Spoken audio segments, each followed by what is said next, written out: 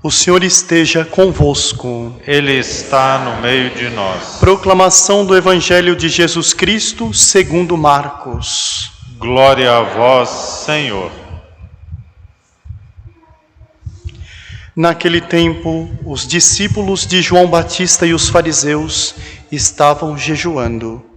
Então vieram dizer a Jesus: por que os discípulos de João e os discípulos dos fariseus jejuam, e os teus discípulos não jejuam? Jesus respondeu: os convidados de um casamento poderiam por acaso fazer jejum enquanto o noivo está com eles? Enquanto o noivo está com eles, os convidados não podem jejuar. Mas vai chegar o tempo em que o noivo será tirado do meio deles. Aí então eles vão jejuar. Ninguém põe um remendo de pano novo numa roupa velha, porque o remendo novo repuxa o pano velho e o rasgão fica maior ainda. Ninguém põe vinho novo em odres novos, porque o vinho novo arrebenta os odres velhos, e o vinho e os odres se perdem. Por isso, vinho novo em odres novos. Palavra da salvação. Glória a vós, Senhor. Ave Maria, cheia de graça, o Senhor é convosco. Bendita sois vós entre as mulheres, e bendito é o fruto do vosso ventre, Jesus. Santa Maria, Mãe de Deus, rogai por nós, pecadores, agora e na hora de nossa morte. Amém. Sentem-se, por favor.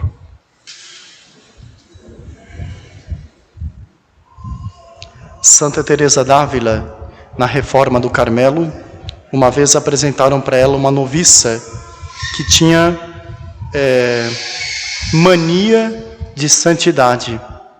E ela se apresentava diante das demais muito virtuosa, muito piedosa, muito, assim, cinicamente santa.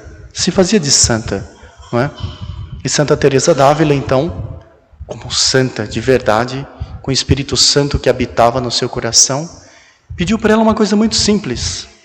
E ela, que esta religiosa que gostava de estar sempre em evidência, sempre aparecendo diante das demais irmãs, ela pede para ela um trabalho servil, simples, comum, que todo mundo faz, que todo mundo do convento realizava, mas ela, porque ela é santa, não podia fazer, entre aspas. Claro que não era assim. Claro que nunca foi assim. E ela se irritou e saiu esbravejando contra Santa Teresa. Santa Teresa disse para as demais que estavam em torno: está vendo como ela não é santa? Cadê a docilidade, a paz de alma? O que existe nela é apenas uma fachada. E essa fachada, com esse pedido que foi feito por Santa Teresa, logo caiu a máscara. E vemos aqui, na liturgia do dia de hoje, o rei Saul, que foi escolhido pelo povo judeu. O povo judeu queria um rei, Deus deu o rei, e esse rei era um rei que poderíamos dizer assim, a figura, o protótipo do cinismo. Quanto que esse rei deu dor de cabeça para o profeta Samuel. Quanto que ele desgostou a Deus, andou muito mal, não é? A pilhagem que descreve aqui no primeiro livro de Samuel, no dia de hoje, não é? Ele tinha a missão de combater os amalecitas. Ele combate os amalecitas, a história é essa. Pega os despojos e pega tudo aquilo que é do paganismo dos amalecitas. Todos os ídolos dos amalecitas, pega tudo para ele. Distribui para o exército todas aquelas porcarias pagãs e infecta o povo judeu com tudo isso. Isso entristece a Deus. Deus não havia pedido isso para ele. Era apenas para ele combater. Ele tinha a missão de combater os amalecitas por causa de tudo aquilo que eles queriam fazer contra o povo de Israel. Então Deus manda Samuel para ir até Saul e dizer, alertar Dizer, você errou, reconheça o teu erro, arrependa-se. Então Saul, ele, como é uma pessoa que sempre tem argumento para tudo, sempre tem explicação para o erro dele, não foi bem assim não. O senhor está dizendo que eu pequei, que eu agi mal, eu fiz tudo conforme Deus mandou. E além do mais, eu capturei o chefe deles e depois eu ofereci, peguei sim, os bois, as ovelhas, mas foi para oferecer o sacrifício. E impressionante a sentença de Deus. Como que a sentença de Deus foi severa para com Saul. E responde então o profeta Samuel para ele. Se ele usou os animais para o sacrifício, para as oferendas, então Deus responde por Samuel. O Senhor quer holocaustos e sacrifícios ou quer obediência à sua palavra? E aqui está um ponto da nossa vida central, que serviu a carapuça para Saul, mas serve para a gente também. Do que adianta se revestir de piedade, se na vida a pessoa não é obediente à lei de Deus? E o ditado popular, né? Por fora, bela viola. O sujeito é um santinho. O sujeito é uma santinha. Por fora, bela viola. Por dentro, pão bolorento. E a recriminação de Nosso Senhor contra o defeito do farisaísmo. Sepulcro caiado. Por fora é o sepulcro, bonitinho, todo pintadinho, retocadinho. Por dentro só tem podridão. Então o que adianta? A pessoa oferecer sacrifício para Deus, fazer todos os salamaleques, não sei o que tem para Deus, dar a impressão para todo mundo que a pessoa realmente é um santo, que é não sei que nuvem, mas é desobediente à lei de Deus. Isso é uma atitude, a desobediência, que irrita a Deus. Não só desagrada, mas irrita a Deus. E Deus toma contra o desobediente certas atitudes fortes. Continuamos aqui. A obediência vale mais do que o sacrifício. E como que é bonito nós vemos a obediência numa alma. Não é que a alma não peque, mas que a alma se empenha por ser obediente à lei de Deus. Está sempre preocupada. Antes de tudo, não está o egoísmo dela, não está as conveniências dela, e sim a lei de Deus. Isso é ser verdadeiro filho de Deus. E o contrário, a desobediência, porque é tal conveniência, tal coisa, a pessoa está preocupada só com ela, e a lei de Deus pouco importa, passa por cima da lei de Deus, porque o importante é ela. A obediência vale mais do que o sacrifício. A docilidade, nossa, também. Vencer o orgulho, quanto custa vencer o orgulho? Ser dócil. Ser dócil com os outros já é difícil, com Deus muito mais. Eu preciso de muita humildade, de muita virtude, para abnegar-me, para deixar de fazer aquilo que eu quero fazer, para fazer com docilidade a vontade de Deus. E é o ditado também, se não vai por bem, vai por mal às vezes. A pessoa não está querendo muito, Deus manda para ela uma prova, um sofrimento, uma doença, dá um chacoalhão às vezes em cada um assim, para a pessoa acordar. Acorda, seja dócil, seja humilde, quebre essa cabeça dura tua, quebre o teu orgulho, não é? E o profeta Samuel diz, compara a desobediência e o orgulho, a indocilidade, a um pecado de rebelião. Rebelião é uma coisa muito séria, não é?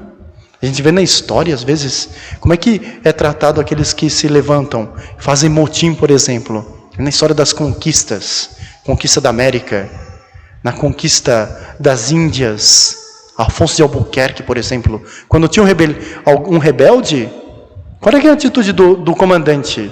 E ele não podia agir diferente. Quem que é o comandante desse motim? Ah, foi o fulano. Pega ele e joga no mar. Sem conversa. Por quê? Porque a rebelião, o motim, a revolta é algo muito sério. Pode levar a um caos. Então, essa desobediência, essa indocilidade é comparado a um pecado de rebelião, um pecado de magia, um crime de idolatria. Então, uma sequência de pecados aqui, uma obstinação.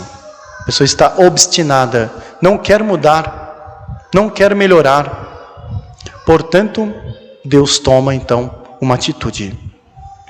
E dá a sentença ao profeta Samuel: assim, porque rejeitastes a palavra de Deus, porque foi desobediente.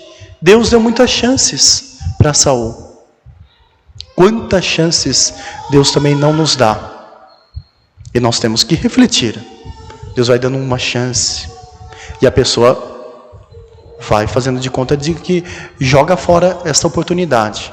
Dá outra chance, joga fora. Dá outra chance, joga fora. Uma vez que falávamos de Santa Teresa dava esta máxima. Dizia ela: temo a Jesus que passa e não volta mais. E se foi a última vez? E se de repente Deus está dando uma última chance para mim, que estou nessa missa no dia de hoje? A gente não sabe. Nós podemos ser um oráculo de desgraça aqui, mas quem sabe se alguém vai chegar, vai acordar no dia de amanhã. De repente nós não sabemos. E Deus passa e me dá uma graça. Deixe de ser cabeça dura. Deixe de ser teimoso. Deixe de ser orgulhoso. Deixe de ser desobediente. Faça a minha vontade, não a sua vontade. É o que nós rezamos no Pai Nosso. Seja feita a vossa vontade. Mas às vezes de uma forma cínica. Como essa irmãzinha aqui, que Santa Teresa foi ver a santidade dela. O sujeito está rezando com a boca, mas o coração não condiz com aquilo que ele está rezando. Porque ele faz o contrário do que ele reza. Como rejeitaste a palavra de Deus, a palavra do Senhor, Ele te rejeitou. Tu não és mais rei. Simples. Deus tirou a realeza de Saul. E morreu pessimamente. Saul morreu revoltado. Morreu muito mal. Porque ele foi desobediente. Deus deu graça, graça, graça após graça para ele. E ele disse não para Deus. Que Deus nos livre e guarde de fechar o nosso coração. Nós temos na casa-mãe dos Arautos do Evangelho, como todas as casas, temos o costume de ter como despertador um sino. E tem um sino muito bonito desta casa-mãe, que tem uma frase em latim que se encaixa para a liturgia do dia de hoje. Se odie audiates voce meam, nolite obturare corda vestra. Se hoje ouvirdes a minha voz, não endureçais os vossos corações. Então, é a liturgia de hoje que bate nos nossos corações e diz, não seja duro. E o Evangelho, que nós vamos ver aqui, nosso Senhor Jesus Cristo, nesse Evangelho, que tem um aspecto, um matiz curioso, novo. Os discípulos de Nosso Senhor não jejuam. Curiosamente, vejam só, coisa curiosa. E por que os discípulos de João e dos fariseus jejuam? Porque os discípulos de João ainda não tinham sido conduzidos a nosso Jesus Cristo estes.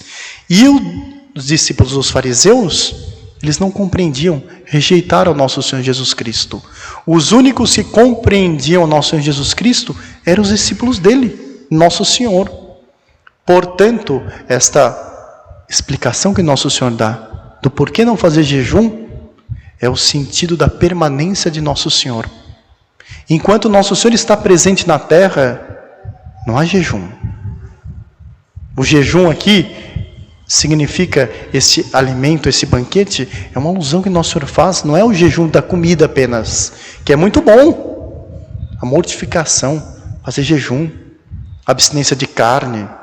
Já vamos estar chegando na quarta-feira de cinzas. É muito bom que façamos o jejum, mas esse jejum aqui é o jejum do banquete eucarístico. Esse nós não podemos jejuar. E Nosso Senhor diz, assim, enquanto o noivo está com eles, os convidados não podem jejuar. E o banquete continua, porque Nosso Senhor subiu aos céus, mas Ele também permanece entre nós. Portanto, nós não podemos jejuar. Não podemos nos abster desse banquete extraordinário que é Nosso Senhor Jesus Cristo. Ah, se fosse bom! E se os católicos compreendessem isso? Tem gente que banaliza a comunhão, despreza a comunhão. Às vezes os santos, quanto empenho, quanto esforço fazia para assistir uma missa, para comungar. E hoje, com todas as facilidades, a pessoa diz não para ir a uma missa, poder comungar. E que nós tenhamos essa consciência, desejemos isso, não é? Vemos em certos lugares, não é? Nosso Senhor coloca aqui também essa metáfora, essa explicação que Ele dá, que tem um sentido muito mais profundo.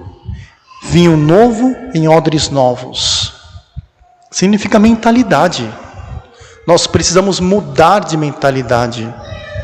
Mudar a mentalidade significa se afervorar, acertar o passo com a vontade de Deus. Não ser orgulhoso como Saul. E acertar o passo significa ser católico de verdade. Buscar a Santa Missa, buscar a Eucaristia. Isso é que nós devemos buscar. Nós estamos num país que é vergonhoso o número de católicos, por exemplo, que assistem à missa. É muito vergonhoso. Vemos em países do Extremo Oriente, por exemplo, que na missa de Natal, alguns países, o catolicismo cresce de uma forma florescente e ainda tem martírios. No Brasil, para a gente considerar, não é? 8% dos católicos, 7% assiste à missa, busca a missa. E o resto, aonde estão?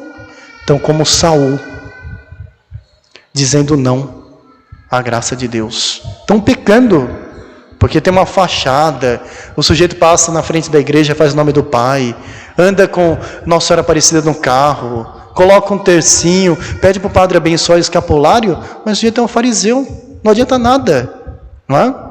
E aí? Será que a fachada da pessoa vai levar ela para o céu? Claro que não. Vai fazer com que essa atitude farisaica dela, ela vai ser rejeitada como Saul foi rejeitado. E que nós tenhamos essa consciência, não é? Alexandre Magno, para concluir, conta esse fato que se passou com ele. Uma vez, ele, no exército dele, ele ficou sabendo que tinha um outro Alexandre no exército. Falou, quero conhecê-lo.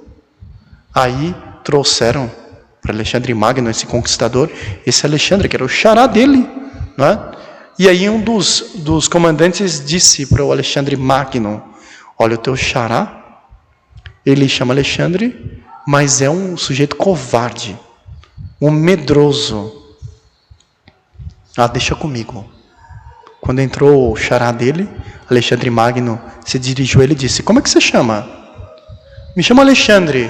Nossa, e que pena que você não faz jus do teu nome. Eu vou dizer na lata assim. Eu quero te dar um conselho. Ou você muda de vida ou de nome. Esse foi o conselho de Alexandre Magno. É o conselho do padre também no dia de hoje. Que conselho de Nossa Senhora. Que eu faça jus ao nome de cristão que eu leve. Eu levo pelo batismo o nome de cristão. Ou seja, um outro Cristo. E eu faço jus a esse nome que eu carrego?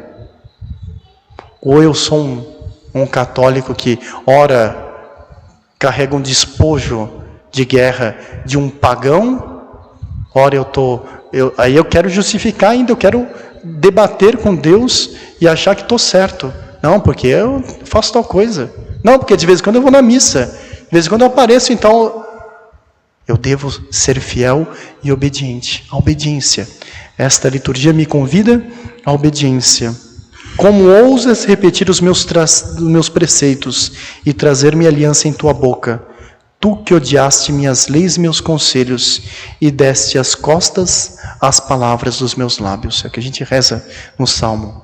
Vamos pedir então que Nossa Senhora, assim como ela intercedeu nas bodas de Caná, para que Nosso Senhor transformasse a água em vinho, que Nossa Senhora também coloque em nosso coração esse vinho novo, essa mudança de mentalidade, para que eu possa ser fiel, obedecer de verdade, não de fachada, à lei de Deus, que eu possa amar a lei de Deus. Amar significa ouvir e praticar, imitar. Louvado seja nosso Senhor Jesus Cristo.